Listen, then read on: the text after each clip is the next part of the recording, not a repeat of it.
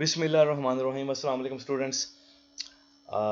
Chapter number 10 हम शुरू कर चुके हैं। उसमें हमने प्रिंट एफ फंक्शन के बारे में लास्ट टाइम जो है वो डिस्कशन की थी और हमने उसका प्रैक्टिकल भी जो है वो किया था कि किस तरह प्रिंट एफ फंक्शन जो है, जो कि एक प्री डिफाइंड आउटपुट फंक्शन है सी लैंग्वेज में, उसको कैसे इस्तेमाल किया जाता है। और उस प्रिंट एफ फंक्शन में हमने फॉर्मेट स्पेसिफायर की भी बात की थी।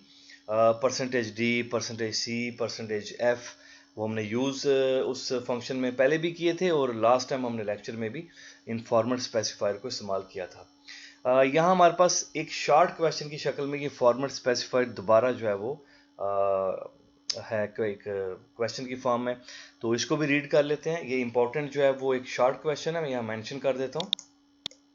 Important short question, what is format specifier. और साथ वो ये भी कह रहा है कि हम बताएं कि सी लैंग्वेज में मुख्तलिफ जो फॉर्मेट स्पेसिफायर्स हैं वो कौन से हैं। तो सबसे पहले फॉर्मेट स्पेसिफायर की डेफिनेशन हम देख लेते हैं, जो कि हम पहले भी इसके ऊपर बात कर चुके हैं। फॉर्मेट स्पेसिफायर इस्तेमाल होता है स्पेसिफाई करने के लिए फॉर्मेट को, according to which value will be read and display, जिसके मुताबिक जो है वो वैल्यूज आपकी रीड भी होंगी और डिस्प्ले भी होंगी आपकी कंसोल के ऊपर, आपकी जो आउटपुट स्क्रीन है उसके ऊपर। फॉर्मेट स्पेसिफायर में क्या क्या चीज़ें तय होती हैं वो नीचे उसने मेंशन की हैं। फॉर्मेट स्पेसिफायर में वेरिएबल की डाटा टाइप जो है वो ये डिटरमाइन करेगा। फॉर्मेट स्पेसिफायर जो है उसमें हम फील्ड विड्थ यानी कि कितने कॉलम जो है ये वैल्यू स्क्रीन के ऊपर डिस्प्ले होते वक्त यूज़ करें। ये आगे इंशाल्लाह इसका हम प्रैक्टिकल भी देखेंगे, बात करेंगे इसके ऊपर। और वैल्यू का जो फॉर्मेट है, तो ये तीनों चीज़ें जो है हमारा फॉर्मेट स्पेसिफायर जो है ये डिटरमाइन करेगा, तय करेगा। फॉर्मेट स्पेसिफायर हमने देखा जब भी हमने प्रिंट एफ में इस्तेमाल किया तो वो परसेंटेज जो सिंबल है हम उसमें यूज़ करते हैं, यानी कि हम लिखते हैं फॉर एग्जांपल परसेंटेज डी। तो कोई भी फॉर्मेट स्पेसिफायर आपने लिखना है तो शुरू में क्या लिखेंगे, परसेंटेज का सिंबल आप यूज़ करेंगे। डिफरेंट फॉर्मेट स्पेसिफायर यूज़ होते हैं डिफरेंट टाइप के वेरिएबल्स के लिए। जैसे कि हम कह सकते हैं कि इंटीजर फॉर्मेट स्पेसिफायर हमारे पास मौजूद हैं, जैसे कि परसेंटेज डी है जो कि इंटीजर वेरिएबल्स के लिए जो है वो इस्तेमाल होता है। करैक्टर फॉर्मेट स्पेसिफायर जैसा कि परसेंटेज जो है हमारे पास सी है। इस तरह फ्लोटिंग पॉइंट फॉर्मेट स्पेसिफायर जो कि परसेंटेज एफ है। ठीक हो गया। तो डिफरेंट फॉर्मेट स्पेसिफायर हमारे पास सी लैंग्वेज में मौजूद है। यहाँ वो सबसे पहले हमें बता रहा है जी कि इंटीजर फॉर्मेट स्पेसिफायर जो है वो सी लैंग्वेज में कौन कौन से हैं जो हम यूज़ करते हैं। अभी तक तो आपने देखा परसेंटेज डी को, ठीक है जी। परसेंटेज डी जो है ये इंटीजर वैल्यूज़ के लिए हम यूज़ करते हैं, साइन इंटीजर वैल्यू के लिए यूज़ करते हैं। आप परसेंटेज आई भी यूज़ कर सकते हैं। ऑक्टल फॉर्म में अगर आप चाहते हैं कि वैल्यूज़ जो है वो रीड भी हों, डिस्प्ले हों, तो आप परसेंटेज ओ यूज़ करें। इसी तरह जो है वो अनसाइंड डेसिमल इंटीजर वैल्यूज़ के लिए जो है वो आप परसेंटेज यू भी यूज़ कर सकते हैं। हेक्साडेसिमल जो वैल्यूज़ हैं, अनसाइंड हेक्साडेसिमल वैल्यू, उनके लिए आप जो है वो अगर आप लोअर केस में जो है वो डिस्प्ले करना चाहते हैं या रीड करना चाहते हैं वैल्यू, तो percentage small x, otherwise percentage capital x के अंदर। तो ये format specifier integer decimal numbers के लिए जो है हम यूज़ कर सकते हैं। इसमें हम जो अपने प्रोग्राम में इस्तेमाल करेंगे वो होगा जी परसेंटेज डी। जो भी तक आप देख भी रहे हैं कि हम अपने हर प्रैक्टिकल में परसेंटेज डी ही यूज़ करते हैं integer decimal number, decimal values को प्रिंट आउट करने के लिए। आप परसेंटेज आई भी यूज़ कर सकते हैं, ओ भी यूज़ कर सकते हैं अगर आपने ऑक्टल फॉर्म में वैल्यूज़ को रीड करना है, और इसके अलावा हेक्साडेसिमल के लिए परसेंटेज एक्स भी यूज़ कर सकते हैं। इसी तरह हमारे पास फ्लोटिंग पॉइंट जो स्पेसिफायर हैं, फॉर्मेट स्पेसिफायर हैं, उसमें हम ऑलरेडी जो है वो एफ यूज़ कर चुके हैं अपने प्रोग्राम के अंदर। अगर आपने कोई फ्लोटिंग पॉइंट नंबर जो है वो डिस्प्ले करना है तो आप परसेंटेज एफ जो है वो यूज़ करेंगे कंट्रोल स्ट्रिंग के अंदर, जिसको हम फॉर्मेट स्ट्रिंग कहते हैं प्रिंट एफ फंक्शन के अंदर। और अगर आप चाहते हैं कि जो फ्लोटिंग पॉइंट नंबर है वो एक्सपोनेंशियल नोटेशन या एक्सपोनेंशियल फॉर्म के अंदर जो है वो आप डिस्प्ले उसको करना चाहते हैं या रीड करना चाहते हैं, तो आप परसेंटेज जो है वो ई भी यूज़ कर सकते हैं, या फिर परसेंटेज जी यूज़ कर सकते हैं, जिसमें आपको जो है वो एक्स्ट्रा ज़ीरो जो है वो नहीं मिलेंगे। तो इनमें से कोई भी आप यूज़ कर सकते हैं। हम यहाँ अपने प्रोग्राम्स के अंदर मोस्ट प्रोबेबली परसेंटेज जो है वो एफ ही यूज़ करेंगे अपने फंक्शंस में, फ्लोटिंग पॉइंट नंबर्स के लिए अपने इस कोर्स के दौरान, और इंटीजर्स के लिए हम परसेंटेज डी यूज़ करेंगे। इसके अलावा भी हमारे पास जो है वो कुछ फॉर्मेट स्पेसिफायर हैं, जैसे कि करैक्टर के लिए हम यूज़ कर चुके हैं परसेंटेज सी। ठीक है, अगर आपने कोई करैक्टर वैल्यू जो है वो रीड करनी है और एज ए करैक्टर ही उसको डिस्प्ले करना है, तो फिर आप परसेंटेज सी जो है वो यूज़ करेंगे। और कलेक्शन ऑफ करैक्टर्स क्या कहलाते हैं? स्ट्रिंग। और अगर आपने स्ट्रिंग जो है वो रीड करनी है, स्ट्रिंग की फॉर्म में रीड करना चाहते हैं डाटा, और डिस्प्ले भी स्ट्रिंग की फॉर्म में आप कंसोल के ऊपर, स्क्रीन के ऊपर प्रिंट करना चाहते हैं, तो फिर परसेंटेज एस यूज़ करेंगे। तो इनको वक्तन फ़क्तन हम अपने प्रैक्टिकल्स के अंदर भी इन को अभी भी देखते आ रहे हैं, और इंशाल्लाह आगे जब प्रोग्राम्स बनाएंगे तो उनमें भी इन चीज़ों का, इन फॉर्मेट स्पेसिफायर का हम इस्तेमाल जो है वो करेंगे। अभी हम जो है यहाँ उसने आगे दो क्वेश्चन भी हमें दे दिए हैं जी कि इंटीजर वैल्यू को सी लैंग्वेज में प्रिंट कैसे करते हैं। तो ये बात अभी हमने जो है वो ऊपर फॉर्मेट स्पेसिफायर में भी डिस्कस की है, और पहले भी हम कर चुके हैं कि फॉर्मेट स्पेसिफायर परसेंटेज डी इस्तेमाल होता है डिस्प्ले करने के लिए इंटीजर वैल्यूज, किसमें? प्रिंट एफ फंक्शन में, जब हम प्रिंट एफ फंक्शन को इस्तेमाल कर रहे होते हैं। तो उसकी मिसाल भी उसने दे दी, और ये मिसाल आपको याद है कि हमने अभी लास्ट टाइम जो प्रिंट एफ फंक्शन के बारे में एक लॉन्ग क्वेश्चन तैयार किया है, तो उसमें बिल्कुल यही एग्जांपल वहाँ भी ऑलमोस्ट उसने दी है। तो ये आपको पता है, ये जो योर मार्क्स आर, ये हिस्सा टेक्स्ट कहलाता है, ये परसेंटेज डी वाला जो हिस्सा है ये हमारे पास फॉर्मेट स्पेसिफायर कहलाता है, और ये डबल कोट वाला जो हिस्सा है यहाँ से लेके यहाँ तक, ये कंट्रोल स्ट्रिंग कहलाता है, और ये आर्गूमेंट्स हैं। ठीक है जी। तो अभी क्योंकि एक फॉर्मेट स्पेसिफायर है, तो उसके अगेंस्ट एक ही आर्गूमेंट जो है वो यूज़ किया जा रहा है। तो ये ऑलरेडी हम अपने लास्ट लेक्चर, प्रिंट एफ वाले लेक्चर में हम देख चुके हैं। इस तरह फ्लोटिंग पॉइंट कह रहे हैं जी, फ्लोटिंग पॉइंट जो वैल्यूज़ हैं उनको सी लैंग्वेज में कैसे जो है वो प्रिंट किया जाता है। तो उसके लिए भी बिल्कुल सिंपल आंसर है हमारे पास कि हम format specifier percentage F use करते हैं ताकि हम फ्लोटिंग पॉइंट नंबर्स को, वैल्यूज़ को डिस्प्ले कर सके प्रिंट एफ फंक्शन में। जैसा कि उसने यहाँ एक एग्जांपल भी हमें दे दी कि 70.55 जो है, अगर इसको आउटपुट करना है तो वो कुछ ऐसे लिखेगा, प्रिंट एफ और योर एवरेजेस, और आगे देखिए फॉर्मेट स्पेसिफायर परसेंटेज एफ, क्योंकि वैल्यू फ्लोटिंग पॉइंट है हमारे पास। ये जो ए है बेसिकली एक फ्लोटिंग पॉइंट वेरिएबल होगा, तो ये हमारे पास जो है वैल्यू प्रिंट हो जाएगी। तो आप सोच रहे होंगे कि ये 4 0 कहाँ से आ गए हैं। तो ये आपको याद होगा कि ये जो हमारे पास फ्लोट वैल्यूज़ होती हैं, फ्लोटिंग नंबर्स होते हैं, इनमें जो पर्सियन है वो 6 डिजिट्स तक होती है। तो ये बेसिकली क्योंकि 2 डिजिट थे 5 तो बाकी 4 जीरोस ने खुद से जो है वो पोस्ट फिक्स में ऐड कर दिया। तो फ्लोटिंग पॉइंट नंबर्स को सी में कैसे जो है वो प्रिंट करते हैं? सिंपल, ये हम क्योंकि शुरू में करते आ रहे हैं, इसके ऊपर हम ज़्यादा टाइम इस चीज़ के ऊपर नहीं देते, और ना ही हम के टीजर वैल्यूज़ को सी में कैसे जो है वो प्रिंट करते हैं, वो भी हम परसेंटेज ही पहले से देखते आ रहे हैं। तो ये दोनों एक हिसाब से इम्पोर्टेंट शॉर्ट क्वेश्चन है, इनको आप देख लीजिए, इनको आप रिवाइज भी कर लीजिएगा।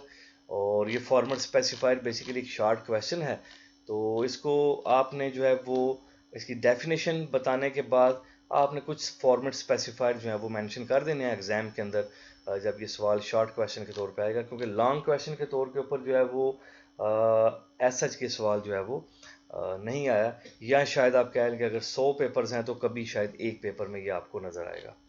तो ये हमारे पास ये भी शॉर्ट क्वेश्चन है, और ये टेबल बहरहाल आप याद रखिएगा कि कौन सा फॉर्मेट स्पेसिफायर किस मकसद के लिए यूज़ हो रहा है, क्योंकि ये टेबल जो है ये ऑब्जेक्टिव पॉइंट ऑफ व्यू से बहुत लाजमी है। तो वहाँ आप एक दो नंबर जो है वो कहीं लूज़ ना कर जाएं। अगर आप जो है सिर्फ परसेंटेज डी के बारे में देख के जाएं, और बाकी का आपको पता होना कि परसेंटेज एक्स जो है वो हेक्साडेसिमल के लिए यूज़ हो रहा है, और ओ जो है वो ऑक्टल के लिए यूज़ हो रहा है। तो इन टेबल्स को ऑब्जेक्टिव पॉइंट ऑफ व्यू से आपने मस्ट जो है वो देख के जाना है। अक्सर ये पेपर में ऑब्जेक्टिव में पूछा जाता है कि फॉर एग्जांपल पूछा जा सकता है कि इनमें से कौन सा फॉर्मेट स्पेसिफायर जो है वो स्ट्रिंग के लिए यूज़ होता है। तो नीचे ऑप्शन दिए होंगे, तो उसमें आप फिर परसेंटेज एस को जो है वो टिक कर सकते हैं। ये हो गया। और वैसे भी ऑब्जेक्टिव में जो है वो आउटपुट के दौरान जो है वो फॉर्मेट स्पेसिफायर को इस्तेमाल करेगा। कुछ ऐसे सवाल भी आते हैं आपके शॉर्ट क्वेश्चन में भी आते हैं कि जहाँ वो कहता है कि ये एक छोटा सा कोड स्निप्ट है, तो आप बताएं कि इसकी आउटपुट क्या है। तो अगर आपको नहीं पता होगा कि ये फॉर्मेट स्पेसिफायर क्या है, ये कंट्रोल स्ट्रिंग क्या है, तो फिर आप उन आउटपुट वाले या एरर वाले जो शॉर्ट क्वेश्चन है उनको भी रिजॉल्व जो है वो नहीं कर पाएंगे। तो ये हो गया हमारे पास 3 शॉर्ट क्वेश्चन और कुछ ऑब्जेक्टिव पॉइंट ऑफ व्यू से लाजमी चीजें। ठीक है जी, तो आगे चलते हैं हम। बल्कि थोड़ा सा पहले जो है वो जो भी हमने बात की है ये फॉर्मेट स्पेसिफायर की, जैसे ये ऑक्टल और इस तरह के, तो इसको थोड़ा सा हम अपने कोड ब्लॉक्स के अंदर थोड़ा चेक भी कर लेते हैं। तो कोड ब्लॉक हम ओपन यहाँ कर लेते हैं और यहाँ हम जो है वो एक वेरिएबल ले लेते हैं, फॉर एग्जांपल इंट। ये हमने वेरिएबल ले लिया, ए के अंदर हमने स्टोर कर दिया 10 और यहाँ हम उसको printf कर लेते हैं जी। तो क्या यूज करेंगे, ए वेरिएबल का इंटीजर है तो हम %d यूज करेंगे और यहाँ a यूज करेंगे। ठीक हो गया, और इसको हम चला के देख लेते हैं। ये है जी फॉर्मेट स्पेसिफायर, क्योंकि मैंने ए को प्रिंट करना है। अगर आप कुछ टेक्स्ट प्रिंट करना चाहते हैं साथ, तो आप शुरू में लिख सकते हैं वैल्यू ऑफ एज, कुछ इस तरह आप जो है जो भी लिखना चाहिए। ये तो एज इट इज प्रिंट हो जाएगा, ये हमने प्रिंट टाइम में डिस्कस कर चुके हैं। सिंपल मैं यहाँ ए की वैल्यू प्रिंट करता हूँ, तो देखते हैं कि वाकई 10 प्रिंट होती है। वो एज ए इंटीजर इसको उसने रीड किया है, एज ए इंटीजर उसने इसको रीड किया है और एज ए इंटीजर ही उसने इसको डिस्प्ले भी कर दिया है। तो ये हो गया हमारे पास।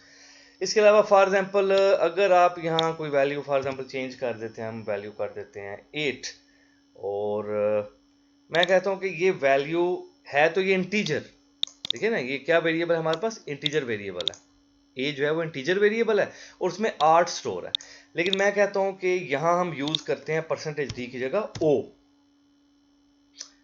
तो %d की जगह o का मतलब अब क्या हो गया कि तुमने इस वेरिएबल को अब रीड करना है एज ए ऑक्टल नंबर और डिस्प्ले भी करना है एज ए ऑक्टल नंबर। ठीक है जी, देखें ना वो डेसिमल, आपने नंबर सिस्टम तो आई थिंक मैट्रिक में भी पढ़ाए जाते हैं। ऑक्टल जो है वो बेस 8 है, डेसिमल की बेस 10 है, हेक्साडेसिमल की बेस 16 है। तो अब नंबर तो हमारे पास इंटीजर है, डेसिमल है, लेकिन हम कह रहे हैं उसको कि तुम इसको रीड करो एज ए, रिकग्नाइज करो एज ए ऑक्टल और इसको डिस्प्ले भी एज ए ऑक्टल करो। तो 8 का ऑक्टल क्या होगा, वो डिस्प्ले होना चाहिए। तो ऑक्टल स्टार्ट होगा ना 0 1 2 3 4 5 6 7 7 7 के बाद क्या आएगा, 10 आएगा। ठीक है, तो आप यहाँ कैलकुलेटर से भी देख सकते हैं। ये हम कैलकुलेटर ओपन कर लेते हैं, यहाँ आप देख सकते हैं हेक्साडेसिमल में आपने लिखना है, डेसिमल में, ऑक्टल में, बाइनरी में लिखना है। तो मैं यहाँ डेसिमल हमारे पास 8 है तो मैं यहाँ 8 लिखता हूँ, 8 एंटर करता हूँ।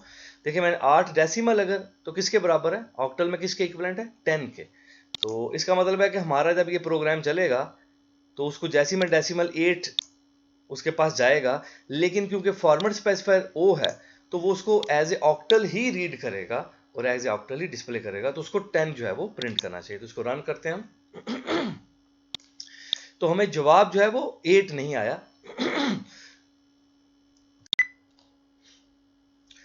बल्कि हमें क्या आंसर मिला जी, 10, क्योंकि हम देख चुके हैं अपने कैलकुलेटर में कि 8 जो डेसिमल है उसका ऑक्टल क्या है, 10 के बराबर है। ठीक हो गया, तो ये हो गया हमारे पास एक छोटी सी कह लें मिसाल, जो थोड़ी सी कंफ्यूजन आपके जहन में हो सकती थी कि ये ऑक्टल से क्या मुराद है। ये फॉर्मेट स्पेसिफायर जो ऑक्टल के लिए यूज हो रहा है %o, तो ये काम कैसे कर रहा है, तो वो भाई काम ऐसे कर रहा है। इसी तरह बाकी हमारे पास जो इसके अलावा हैं, फॉर एग्जांपल जैसे कि x है, तो इसको देख लेते हैं। फॉर एग्जांपल अगर मैं यहाँ लिखता हूँ 16, तो मैं इसको कहता हूं कि इसको एज ए हेक्साडेसिमल जो है वो इसको रीड करो और एज ए हेक्साडेसिमल ही इसको डिस्प्ले भी करो कंसोल के ऊपर। तो पहले हम देख लेते हैं कैलकुलेटर में कि डेसिमल जो है 16, तो हेक्साडेसिमल में क्या किसके इक्विवेलेंट होगा, वो भी 10 के इक्विवेलेंट हो जाएगा। तो हम जो है वो इसको चला के ये देख लेते हैं। इसकी विंडो को पहले क्लोज करते हैं, इसको दोबारा रन करते हैं। तो हमारे पास आंसर फिर क्या आ गया, हमारे पास आंसर फिर 10 आ गया। तो ये हेक्साडेसिमल 10 है हमारे पास।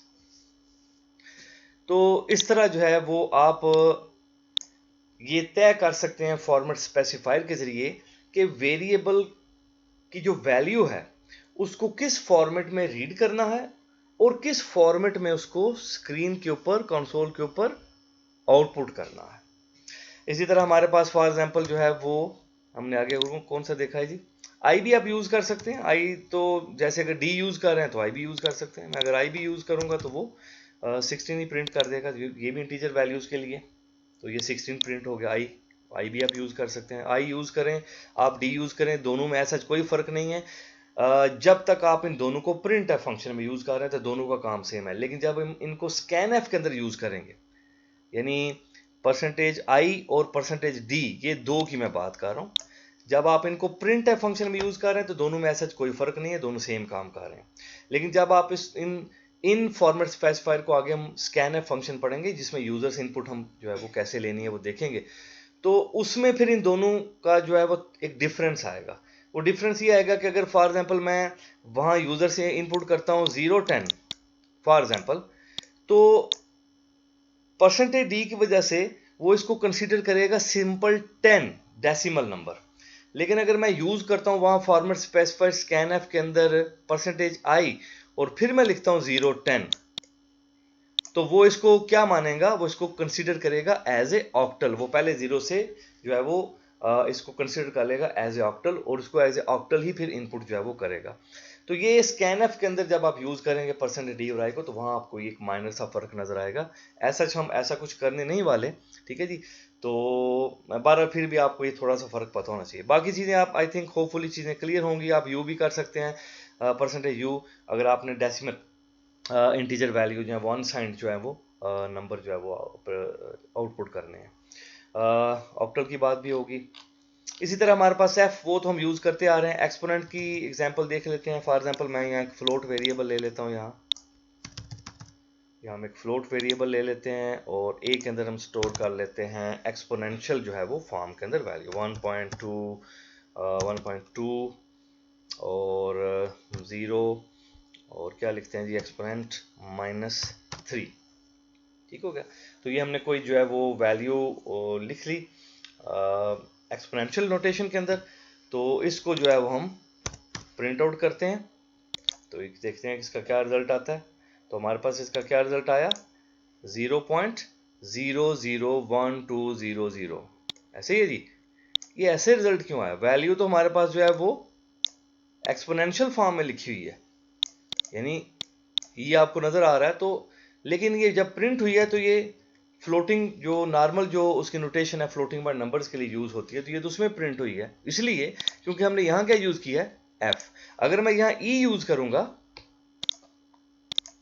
अब जो है वो इसको किस फॉर्म में डिस्प्ले करेगा, एक्सपोनेंशियल फॉर्म में डिस्प्ले करेगा।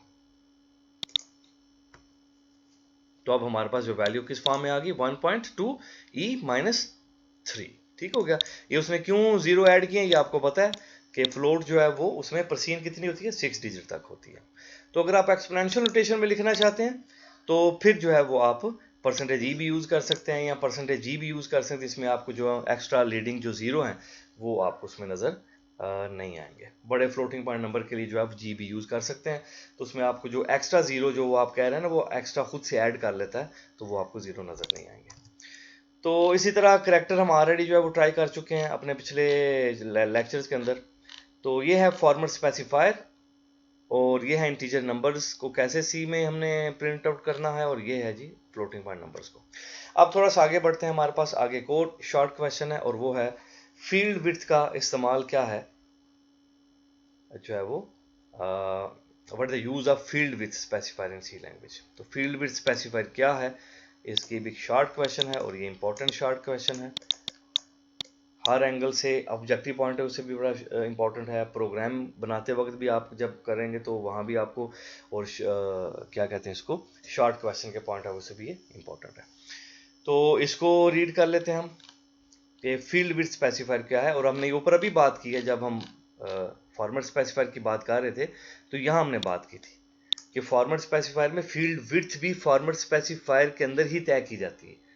तो अब ये फील्ड विड्थ क्या है, इसी की बात वो आगे करने लगा एक शॉर्ट क्वेश्चन की फॉर्म में। Number of column use to display a value on screen. कितने कॉलम जो हैं वो कोई वैल्यू स्क्रीन के ऊपर डिस्प्ले होने के लिए इस्तेमाल करती है, इसको हम कहते हैं जी फील्ड विड्थ। यानी एक वैल्यू है, फॉर एग्जांपल 10 है, वैल्यू 10, तो ये स्क्रीन के ऊपर कितने कॉलम यूज करेगी, 2 कॉलम यूज करेगी, 1 और 2। अब स्क्रीन के ऊपर आपको कॉलम ऐसा नजर तो नहीं आ रहे होंगे, लेकिन हम उनको चलें बॉक्स की शक्ल में ऐसे हम उनको मेंशन कर लेते हैं। तो ये 2 कॉलम हैं, फिर ये तीसरा कॉलम है, तो इस तरह नंबर ऑफ कॉलम जो है वो आपकी स्क्रीन के ऊपर मौजूद होते हैं। तो वैल्यूज बेसिकली जो है वो एक डिजिट जो है, एक कैरेक्टर जो है वो एक कॉलम के अंदर प्रिंट हो रहा होता है। तो कितने कॉलम कोई वैल्यू स्क्रीन के ऊपर यूज करे, इसको हम कहते हैं field width. Field width specified describe करता है number of column that should be used to print a value. ये वही बात होगी जो ऊपर उसने अभी की है कि कितने जो है वो नंबर ऑफ कॉलम जो है वो एक वैल्यू जो है वो यूज करेगी प्रिंट होते वक्त। It determines how the value will B display on the screen. कैसे वैल्यू स्क्रीन के ऊपर डिस्प्ले होगी ये भी यही तय करेगा फील्ड विड्थ आपका। तो इसका सिंटेक्स क्या है, शुरू में आपने यूज करना है फ्लैग, फिर आप यूज करोगे आगे विड्थ साइज उसका, और फिर डॉट, और फिर आप यूज करोगे पर्सियन, यानी कि फ्रैक्शनल पॉइंट में कितने डिजिट जो हैं वो नजर, यानी डेसिमल पॉइंट के बाद आपके पास कितने डिजिट होने चाहिए। तो ये इसका एक जनरल सिंटेक्स है। ये आगे हम इंशाल्लाह एक इसका प्रैक्टिकल भी देख लेते हैं तो आपको ज़्यादा चीज़ें समझ आ जाएंगी। फ्लैग क्या क्या हो सकते हैं, फ्लैग हो सकता है माइनस यूज़ कर सकते हैं, प्लस का सिंबल यूज़ कर सकते हैं, और स्पेस यूज़ कर सकते हैं। स्पेस से मुराद स्पेस लिखना नहीं है, स्पेस से मुराद स्पेस यानी जो आप जो नज़र नहीं आती स्पेस, ये वो है।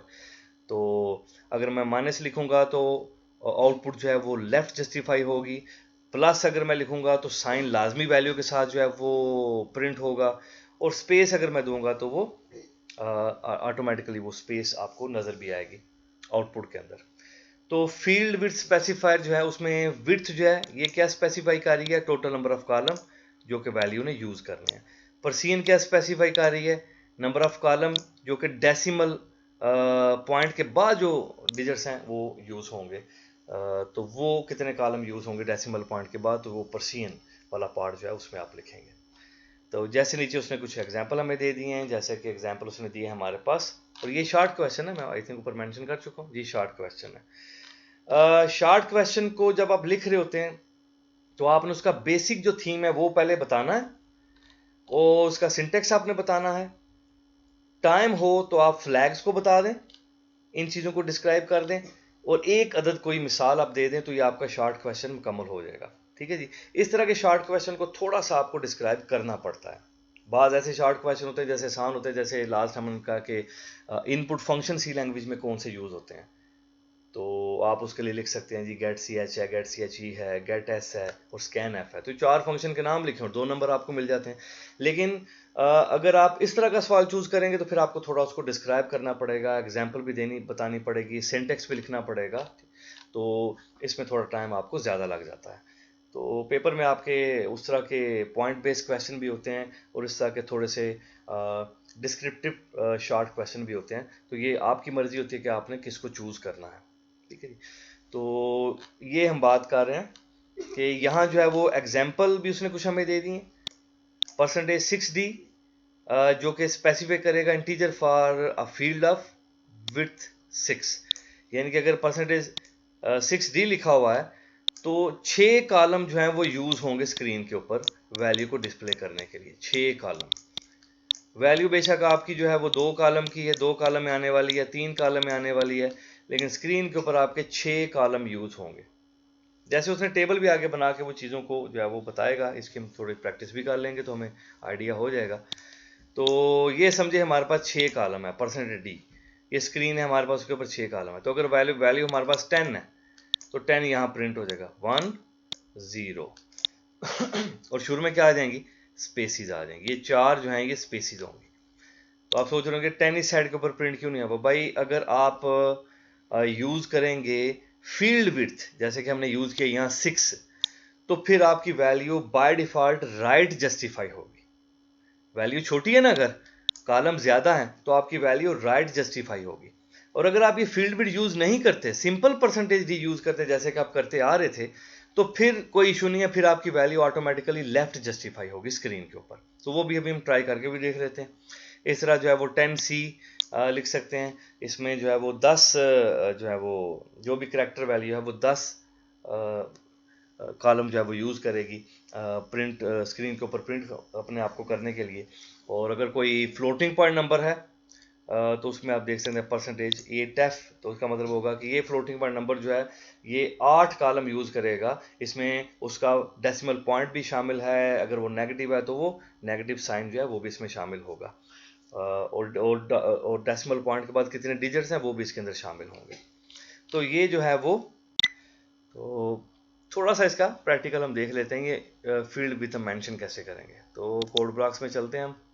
वैल्यू हमारे पास जो है वो 10 है, और मैं अब सिंपल परसेंटेज डी यहाँ नहीं लिखता, बल्कि मैं लिखता हूँ 5D।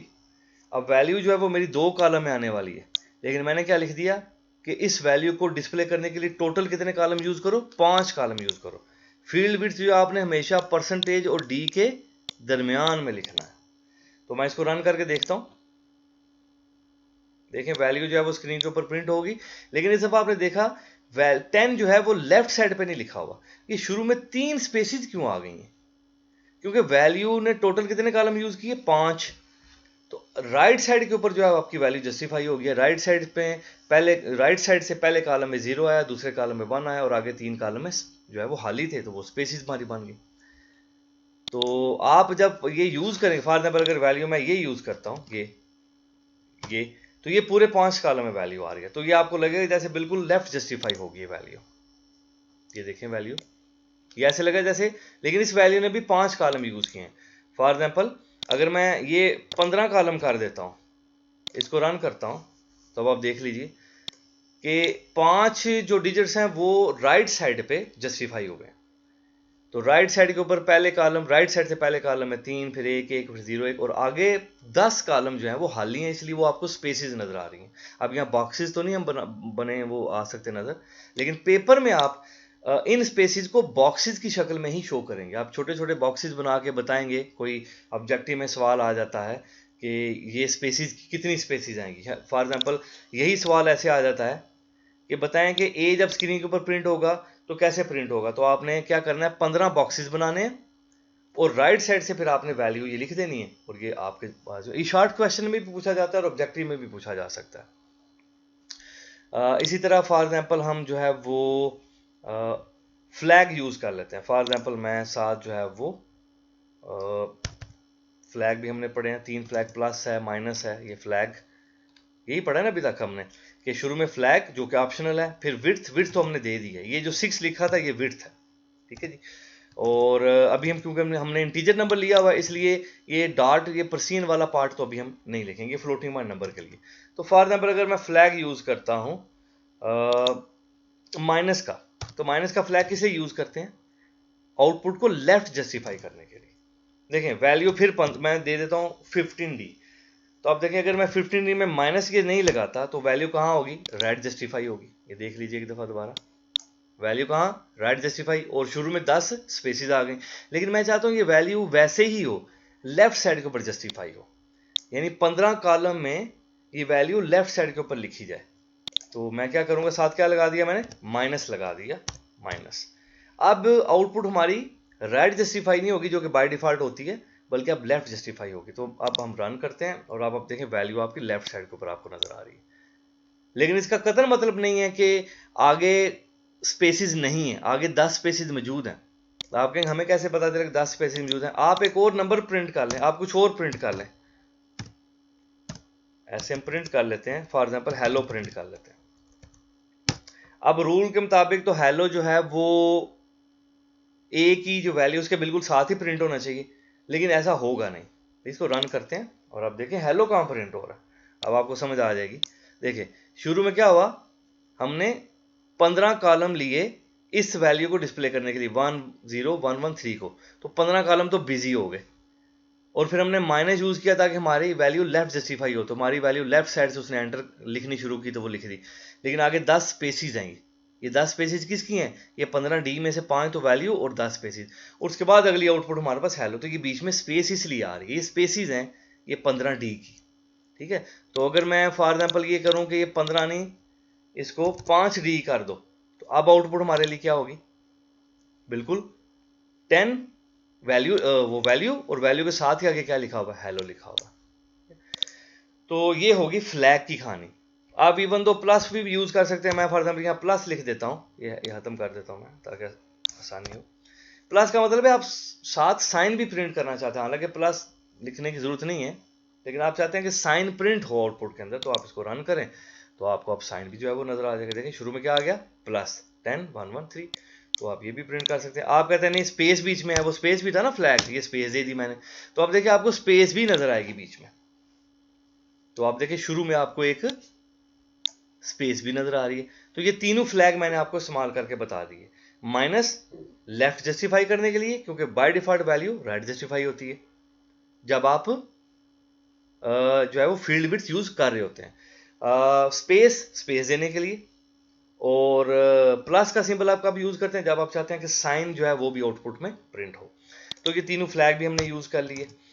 तो ये हमारी फ्लैग की बात भी हो गई, विड्थ की बात भी होगी, फ्लोटिंग पॉइंट नंबर की बात भी कर लेते हैं। फ्लोटिंग पॉइंट नंबर एक ले लेते हैं, फॉर एग्जांपल यहाँ फ्लोट ले लिया और इसमें वैल्यू हम स्टोर कर लेते हैं 2.4005, कुछ भी कोई भी वैल्यू हम ले लेते हैं। तो कितने डिजिट है जिसके 2 पॉइंट, ये 3 6, ये भी काउंट होगा 7, और ये होगा 8, तो 8 में आएगी। तो मैं क्या लिखता हूं 8F, क्योंकि ये फ्लोटिंग है ना तो D नहीं लिखेंगे, F लिखेंगे। तो इसको रन करते हैं, वैल्यू बिल्कुल सही प्रिंट होनी चाहिए हमारी। तो वैल्यू हमारी बिल्कुल सही प्रिंट होगी पूरे उसने कॉलम, क्योंकि 8 हमने कॉलम उसको कहा है, तो 8 जो है वो डिजिट भी उसमें, 8 जो है वो जो उसमें डिजिट्स और डॉट भी उसमें शामिल है। तो मैं अगर इसको कर देता हूँ 15 इसको कर देता हूँ, तो अब आप देखिएगा वही सूरत हाल जो हमारे पास इंटीजर के लिए हुई। शुरू में टोटल कितने कॉलम 15, और राइट साइड से वैल्यू आपकी एंटर होगी। इसमें भी वही तरीका का यूज कर सकते हैं, मैं कहता हूँ माइनस यूज कर देता ताकि वैल्यू लेफ्ट जस्टिफाई हो, तो वैल्यू लेफ्ट जस्टिफाई हो जाएगी। ये देखिए आपकी वैल्यू कॉलम उतने यूज हो, मैं 15, आगे अगर मैं कुछ आउटपुट करूंगा तो वो आगे प्रिंट होगा। इसी तरह मैं कहता हूं कि इशारिये के बाद जो है वो सिर्फ 2 डिजिट्स आए, ठीक है जी, इशारे के बाद सिर्फ 2 डिजिट्स आए, तो अब इशारे के बाद सिर्फ आपको 2 डिजिट नजर आएंगे। आप देख लीजिए कितना हो गया 2.40। बात समझ आ गई ये वाली, ये क्या था, ये पर्सियन। तो आप देखें यहाँ फ्लैग भी हमने लिखा माइनस, विड्थ भी हमने लिखी 15, डार्ट पर्सियन वो भी हमने लिख दिया डार्ट, और आगे पर्सियन के इशारे के बाद कितने डिजिट प्रिंट हो। वैसे तो उस वैल्यू में 6 डिजिट्स हैं डेसिमल पॉइंट के बाद, लेकिन मैं कहता हूँ सिर्फ 2 डिजिट प्रिंट हो, मेरी मर्जी की आउटपुट आए। फॉर्मेट स्पेसिफायर इसलिए तो यूज कर रहे हैं हम। तो अब आप देख लें आपको 2.40 सिर्फ नजर आ रहा है। आप 3 कर देंगे तो आपको 2.400 नजर आ जाएगा। तो इस तरह आप फ्लोटिंग पॉइंट नंबर्स को भी जो है वो डिस्प्ले कर सकते हैं। बल्कि आगे उसने जो है वो आपको जो है वो इनके एग्जाम्पल भी दी हैं कि सी में जो है वो इंटीजर नंबर, ये देखें यहाँ ये कुछ इंटीजर नंबर, ये आप देख लीजिएगा कि अगर ये वैल्यू हो और फॉर्मेट स्पेसिफायर ये हो 4 कॉलम, तो देखिए शुरू में क्या आ जाएगा, एक बॉक्स आ जाएगा। ये बॉक्स इसके लिए स्पेस के लिए वो आपको दिखा रहा है। पेपर में भी आपने इस तरह बॉक्स बना देना कि ये 786 वैल्यू जो है वो कैसे आउटपुट में आएगी। तो आप 4 कॉलम करके तो राइट साइड से आपने वैल्यू लिखनी है, क्योंकि फ्लैग यहाँ यूज नहीं किया हुआ हमने। -4 होता तो फिर आप लेफ्ट साइड से लिखते। देखिए अगर ये परसेंटेज -4D होता और वैल्यू क्या होती 786, तो मैं यहाँ 4 कॉलम पहले बॉक्स बना लेता हूँ, ये 4 कॉलम बना लेते हैं। अब आप बताएं ये वैल्यू ऐसे एंटर नहीं होगी क्योंकि माइनस है, तो ये वैल्यू कैसे एंटर होगी, 6 यहाँ आएगा, 8 यहाँ आएगा और 7 यहाँ आएगा, और राइट साइड से स्पेस होगी। लेकिन क्योंकि यहाँ माइनस फ्लैग नहीं है तो वैल्यू राइट साइड से जस्टिफाई होगी, तो शुरू में हमारे पास एक स्पेस आ जाएगी ये वाली। ठीक हो गया। तो आप इन एग्जाम्पल को देख लीजिएगा, इनको ट्राई भी करके देख लीजिएगा। माइनस जो है वो भी एक जो है वो कॉलम यूज कर रहा होता है, अगर नेगेटिव वैल्यू है तो वो भी माइनस भी यूज कर रहा होता है। तो ये इंटीजर नंबर्स के लिए टेबल ये देख लीजिएगा, और फ्लोटिंग पॉइंट नंबर्स के लिए ये टेबल देख लीजिएगा। और इसमें ये भी एक बात याद रखिएगा, जब आपकी वैल्यू जो है वो बड़ी है और आपने जो फील्ड विड्थ वो छोटी रखी है, तो फिर वो फील्ड विड्थ इग्नोर हो जाएगी। फिर क्या होगी, फील्ड विड्थ इग्नोर हो जाएगी। मैं कहता हूं फॉर एग्जांपल 3F मैंने लिख दिया कि 3 कॉलम यूज करो। भाई 3 कॉलम तो नहीं है ना इसमें, ठीक है। तो इसको रन करके देखते हैं,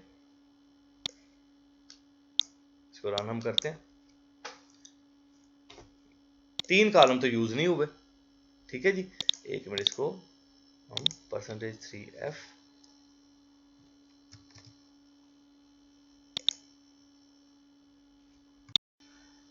ठीक है जी, %3f 3 हमने जो फील्ड विड्थ है वो हमने कम दी है, वैल्यू बड़ी है। तो जब फील्ड विड्थ कम हो और वैल्यू उससे बड़ी हो तो फिर ये फील्ड विड्थ इग्नोर हो जाएगा और पूरी वैल्यू प्रिंट हो जाएगी। ठीक है जी, ये इंटीजर के लिए भी है और ये फ्लोट के लिए भी है, तो ये भी याद रखिएगा। तो फील्ड विड्थ यूज करें, ये ऑप्शनल है, या ना करें ये आपकी मर्जी है। नहीं करेंगे फिर तो इशू ही कोई नहीं है ना, फिर तो ये राइट जस्टिफाई लेफ्ट जस्टिफाई वाली बात ही कोई नहीं है ना, फिर तो एज इट इज आपकी वैल्यू प्रिंट हो जाएगी। तो बाज़ का तो आउटपुट को थोड़ा फॉर्मेट करना पड़ता है, एक आउटपुट दूसरी आउटपुट में कुछ स्पेसेस लानी पड़ती हैं, राइट जस्टिफाई लेफ्ट जस्टिफाई, कुछ आपने इस तरह का जो है वो चक्कर करना होता है। तो फिर वहाँ आप जो है वो इन फील्ड विड्थ को या जो है वो जो आप यूज़ कर रहे हैं फ्लैग्स वगैरह, ये सारी चीज़ें आप वहाँ यूज़ कर सकते हैं। टाइम देख लेते हैं एक दफ़ा। तो टाइम जो है वो हमारा ऑलमोस्ट हो चुका है। तो आपने इस टेबल में जो वैल्यूज़ हैं, ये वैल्यू दी है, ये फॉर्मेट स्पेसिफायर है और ये उसकी आउटपुट आएगी। तो ये फिर ये भी वैल्यूज़ हैं, ये फॉर्मेट स्पेसिफायर, ये आउटपुट आएगी। तो ये 8 एग्जाम्पल ये हैं, और इसी तरह जो हैं वो नीचे आपको नज़र आएंगी फ्लोटिंग पॉइंट के एग्जाम्पल, ये एग्जाम्पल भी आप देख लीजिएगा। ठीक है जी, फॉर एग्जाम्पल देखें, ये वैल्यू है, अगर फॉर्मेट स्पेसिफायर क्या है, टोटल कितने कॉलम यूज़ करने हैं तुमने, टोटल 5 कॉलम यूज़ करने हैं। तो 5 टोटल कॉलम आप लिख लें, ये देखें 1 2 3 4 5 कॉलम, और वैल्यू राइट साइड से एंटर करना शुरू करें। शारिये के बाद जो है वो नंबर वो आपने पहले से उसने मेंशन कर दिए, 2 होने चाहिए। तो हालांकि शारिये के बाद यहाँ कितने नंबर हैं, 5 नंबर हैं, तो आपने शारिये के बाद कितने लिखे, 1 2 2 लिख दिए, फिर डॉट, फिर 3, और शुरू में फिर क्या आ जाएगा, कॉलम तो 5 है ना, तो शुरू में फिर ब्लैंक स्पेस आ जाएगी, तो उसको आपने बॉक्स के जरिए शो कर देना। तो इनको भी देख लीजिएगा, आपको ऑब्जेक्टिव और शॉर्ट क्वेश्चन में जो है वो मदद मिलेगी। ये वही चीज़ है जो मैंने अभी आपको बता दी है जी, ये वही है। ठीक है जी, परसेंटेज हमने क्या लिखा, उधर एग्जांपल क्या की थी, परसेंटेज अभी हमने की है 15.2f, ये भी हमने एग्जांपल की है।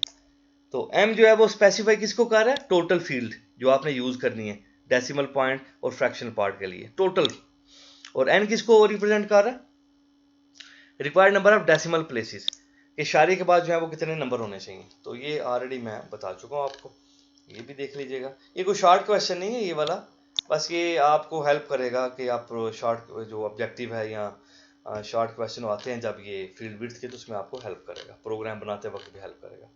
तो आज के लिए इतना ही। इन फॉर्मेट स्पेसिफायर को, फील्ड विड्थ को ट्राई कीजिएगा, इन एग्जाम्पल को देखिएगा, ये बड़ा इंपॉर्टेंट है आपके पेपर पॉइंट ऑफ व्यू से। बहुत शुक्रिया। कोई सवाल है तो चैट बॉक्स में लिख दें।